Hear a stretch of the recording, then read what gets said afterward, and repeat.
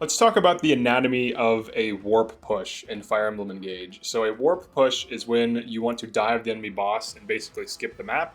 This can be useful for skipping maps that are either really difficult or if you just don't want to spend the 30 minutes, sometimes 1 to 2 hours to beat a map. You can just use a warp strat to kill most bosses. So the basic anatomy is this. I'm going to move all the units out that aren't relevant to this push. So it's 5 units. You have your Warper, which has Micaiah. You have your Dancer, who refreshes. You have a Byleth, who AoE refreshes. And then you have 2 damage. So in this case, I'm going for a Brave Sandstorm Rush. And the odds are in my favor that Sandstorm triggers at least twice in a single round of combat because Tamara has 44 dex.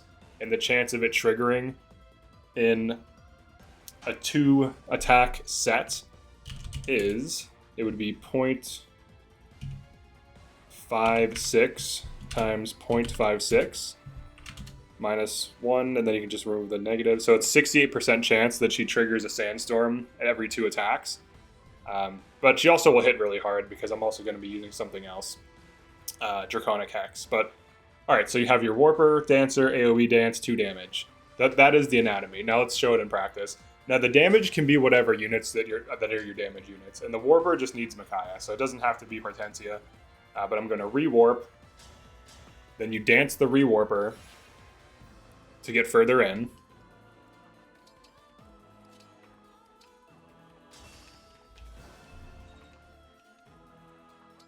Then you rewarp again. Now there's only so many rewarp staves. Someone got mad that I called them staves. There's only so many rewarp staves in the game. So you can only do this on a few maps until you run out, obviously. Okay, so what I need to do now, you want Canter so you can reposition. So the idea behind this is Lumera's speed is 32. Timera's speed is 36. So if I just hit her with Draconic Hex, she'll double with Brave. So that's the idea. Now I can pop Engage. Let's see, Torrential hits a 15 versus attacking. Hits a 13. Alright, so she's not likely going to hit twice with 58% hit rate, so I'm just going to use Torrential for guaranteed 15. That's better.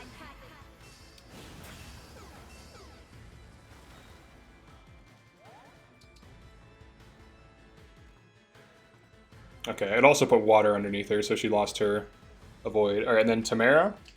She can pop Sigurd. She Brave Lances. So all she needs is a single Sandstorm to hit, to take out the first health bar. Alright, that's pretty unlucky, to be honest. That's actually very unlucky. So let's do this.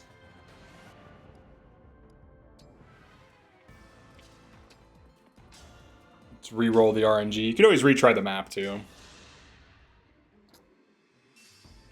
The chance of getting a Sandstorm with 44 dex is actually, I'm seeing at least one, is basically 99%. So that's crazy. Alright, we should see a single Sandstorm. I did a different attack to reroll RNG. There we go.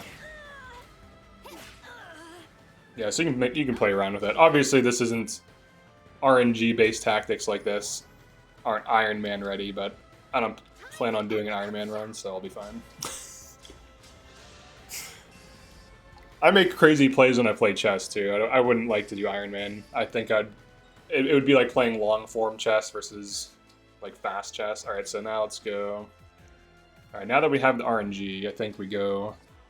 Actually, I think we go for the hit right away, right? We just go for it. She just has to get a Sandstorm, get Dance, and get a Sandstorm, and that's game over. Yep. Yeah, there we go. There's some Sandstorms.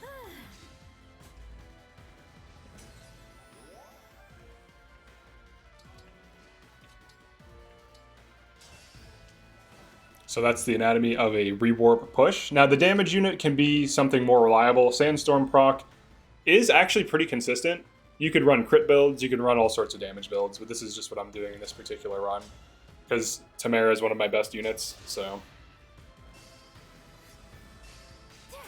she's got it. Yeah. So Chloe really just put the speed debuff on. And Tamara completely just killed it. She got a level up. Let's see if she gets some dex. Hell yeah, dude. Some dex and speed. She's actually a solid hard carry if you invest in her. She's actually really good.